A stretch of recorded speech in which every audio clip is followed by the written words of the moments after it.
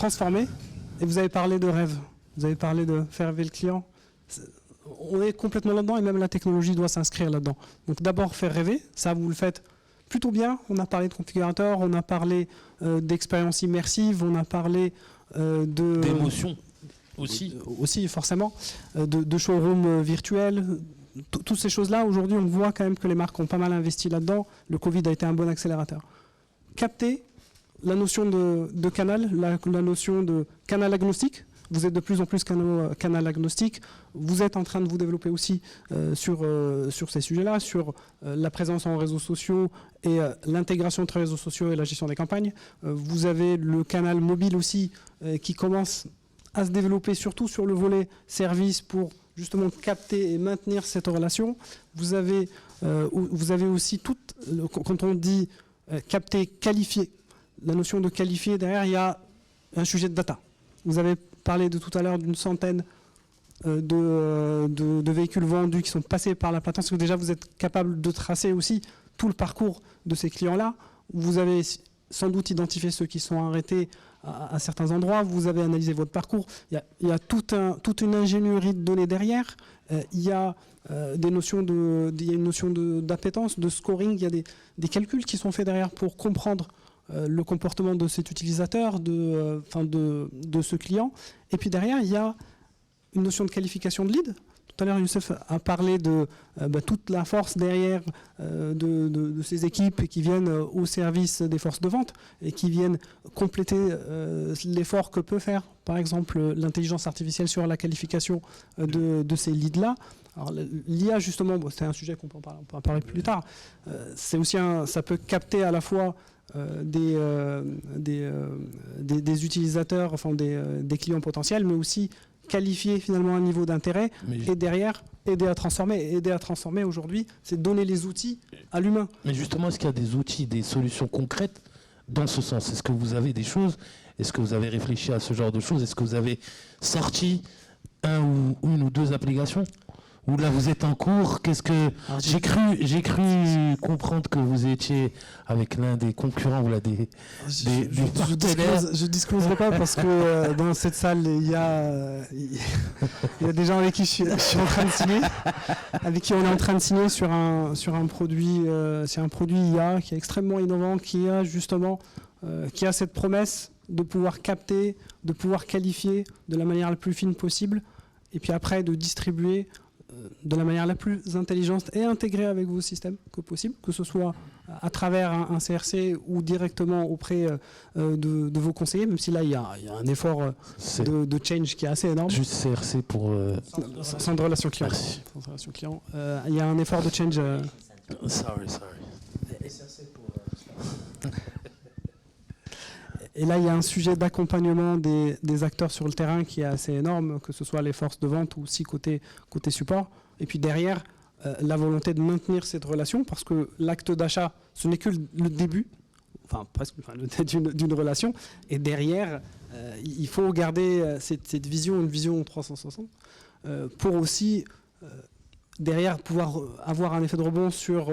la maintenance, sur du service, sur du spare management, sur derrière un éventuel acte d'achat qui arrive après. Donc aujourd'hui, la technologie, que ce soit de manière la plus simple à travers le web ou à travers l'e-commerce ou à travers des produits un peu plus sophistiqués côté IA ou l'exploitation de la data derrière, sont autant d'outils qui sont au service de la construction des parcours les plus efficaces et bien sûr pouvoir empowerer l'humain, parce que in fine, les showrooms existeront toujours, l'humain sera toujours là, et l'idée c'est de l'accompagner. C'est sûr que l'acte d'acheter une voiture n'est pas un acte anodin, c'est important de toucher, de sentir, de parler, de discuter. Je pense que malgré tout, évidemment que les showrooms vont rester, évidemment, c'est tout à fait normal. En fait, aujourd'hui c'est totalement possible de s'en passer. La question, et c'est vrai qu'aujourd'hui la technologie nous montre qu'on peut tout faire. Après, les professionnels d'expérience client, ils ne vont pas voir ce qu'il est possible de faire, mais qu'est-ce qui est souhaitable de faire par rapport aux attentes du client et de la qualité perçue et de l'expérience d'achat qu'il va avoir. Et c'est vrai qu'on l'a vu aussi dans le secteur bancaire, par exemple, on voit qu'il y a un très grand mouvement de réduction du nombre d'agences. Des agences plus intelligentes, on appelle ça. Oui, alors ça a un impact immédiat et direct sur les coûts, et ça on arrive très facilement à le piloter. Par contre, on est en train de voir que ça a un impact aussi sur un manque à gagner. Un manque à gagner. Ben oui, parce qu'il faut regarder le PNL, on ne va pas regarder que les coûts, on va regarder aussi les clients qu'on a perdus parce qu'on a perdu aussi cette proximité. Mais justement, je pense que c'est pour ça qu'on Et dans certains cas, on peut se passer d'un réseau, mais on va aussi réduire nos revenus. Et ça, c'est là où l'arbitrage est intéressant, et tu en parlais tout à l'heure. Tu disais, voilà, on arrive à piloter nos coûts et on voit exactement comment on peut les réduire. Mais il faudrait réussir à mesurer et faire cet arbitrage entre justement ces coûts, ces opportunités de vente additionnelles dont on se passe. Totalement. Nous, on a fait cette expérience parce que, comme vous le savez, depuis 3 ou 4 mois, on a ouvert un nouveau showroom sur la Corniche. Et il y avait de gros débats. Il est très beau d'ailleurs. Oui, merci. Et donc avec le nouveau concept de vente, où là encore, il s'agit de, on disait tout à l'heure, on s'adapte en fait à ce que veut le client. Parfois on essaye de devancer ce qu'il souhaite. Le parcours client est totalement digitalisé dans ce showroom. Le parcours après-vente, vente est totalement banalisé, c'est-à-dire qu'il n'y a pas d'espace après-vente, il n'y a pas de bureaux commerciaux, il n'y a pas de commerciaux dans le showroom. Donc il y a 4-5 choses qui sont révolutionnaires par rapport à la culture, et on a dit on teste et on va voir.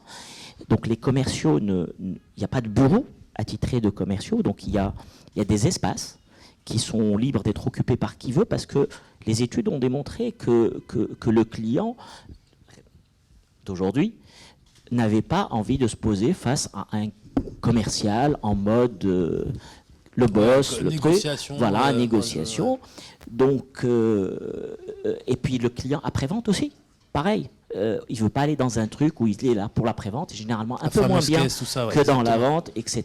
Donc là, c'est exactement la même chose, exactement le même service, parce qu'il ne comprend pas que quand il était en train d'acheter un véhicule, on le traitait d'une certaine manière, et quand il vient pour l'après-vente, tiens, c'est une autre manière. Donc il y a beaucoup de process dans tout ça, beaucoup d'humains, et ça nous a démontré l'importance de garder un showroom.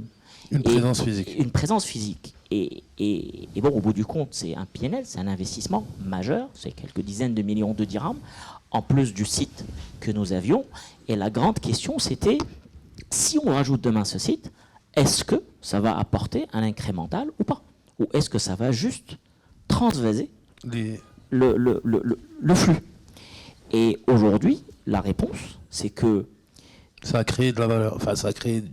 Les 2/3 du business de Casablanca se font maintenant dans ce nouveau showroom. Ça, c'est le first fact. Mais c'est au détriment des autres? Non, apparemment. Alors, on va dire, on faisait 100 dans un point. Aujourd'hui, on fait 115, mais les 2/3 sont dans le truc. Donc, en cela, ça a créé un incrémental. Pourquoi? Parce que l'expérience client est meilleure. Alors, bien sûr qu'il y a le volet digital sur lequel il y a eu pas mal de choses en amont, mais le volet digital, il sert le premier point comme il sert le deuxième point. Donc là, je ne suis pas en train de prêcher pour le digital, je suis en train de dire pourquoi le physique va se maintenir d'une autre manière. Parce que c'est vrai qu'on n'est plus dans les cathédrales, qu'on n'est plus, surtout quand on est dans du premium ou du luxe, l'émotion, l'expérience est fondamentale. Donc c'est des process nouveaux, c'est des skills qui sont nouvelles, et c'est là où le bas blesse. Mais tout ça pour dire que au Maroc, en tout cas, c'est aussi le cas dans tout le pourtour méditerranéen. Le physique continue à être important, encore plus dans le premium. C'est certain. Comment sont les choses? Oui, je me suis exprimé sur la partie physique de la relation. Il y a un mot horrible, le figital. Figital, moi aussi. On parlait depuis une dizaine d'années, mais ça résume bien ce qui se fait. parlé du figital hier. Mais ça résume bien ce qui se fait. Mais sur le parcours client, il y a également, après la consommation de la prestation, après l'achat d'un véhicule ou après être après être passé à l'atelier, le digital nous aide à savoir ce qu'en pense le client. Et c'est Et plus c'est précis, très je utile. pense aussi. C'est très précis, c'est public. Il va sur avis Google, il dit voilà comment j'ai vécu l'expérience, il donne un avis. Et là-dessus, là aussi c'est pareil, il y a une grande éducation à faire avec nos partenaires pour qu'on puisse, ça fait beaucoup de travail pour que ça puisse être utile. Là, au moment où on parle, on a un peu plus de 1500 avis par mois sur ce qui se passe dans notre réseau. 1500. Et 1500 avis, il y a 0 avis qui reste sans réponse au client. Et là, c'est une bonne donnée. Alors, il y a beaucoup de travail derrière, comme tu disais tout à l'heure. Et on a pu monter la note Google, étoile, à 4,9. Et on est parti de loin. Donc, ça nous permet, de façon publique, avec des outils digitaux, écouter et interagir avec un client après sa prestation. Et là, c'est également le parcours client. Alors, après, le parcours client, il ne se termine pas. Là, on dira ça à la fin, quand on se rapprochera de la fin. Il y a dans l'usine, qu'est-ce qui se passe avec le digital pour nous préparer. On parle de métaverse, on parle de réalité augmentée, mais c'est une réalité au Maroc, à Tanger. Un peintre de voiture, il ne consomme pas de peinture pour apprendre à peindre. Il a un masque et il apprend à peindre. La réalité, le métaverse, c'est une chaîne qui est modélisée. Tout à fait. C'est des robots qui sont numérisés et on sait exactement ce qui se passe. On a parlé d'intelligence artificielle. On peut anticiper des choses. Donc c'est très puissant. Et après, il y a également, après le parcours client, eh ben, on peut peut-être y intégrer la conduite d'une voiture. J'ai acheté une voiture, je roule, eh ben, je continue mon parcours. Ah, j'aimerais bien savoir Et là, avec les produits futurs, en tout cas pour la marque Renault, peut-être que c'est déjà le cas pour d'autres marques, hein, avec les produits futurs qui seront très connectés, qui auront beaucoup de data à partager, qui vont analyser avec des outils d'intelligence artificielle. Tu connais certainement Eric Julia, qu'on a récupéré chez Renault de la Silicon Valley. Il y a de l'intelligence dans la voiture qui va interagir avec son conducteur, qui va apprendre de lui sa façon, qui va lui dire des choses. Et avec cette interaction entre les deux, il y aura des choses magiques qui vont sortir dans l'avenir. Quand on dit révolution du monde automobile, c'est une véritable révolution, et pas seulement l'électrique. Puis un chiffre aussi dont on parlait tout à l'heure, on a fait des enquêtes en Europe cette fois, sur la volonté des futurs acheteurs d'aller ou pas physiquement dans une concession. C'est curieux, on l'a fait pour des voitures électriques qui vont sortir. 70% des gens interrogés ont dit « je veux aller en concession ». 70%, c'est énorme. Hein. Donc, on l'entend ça. Et puis, il faut en tenir compte pour... C'est-à-dire le contact humain est toujours aussi important.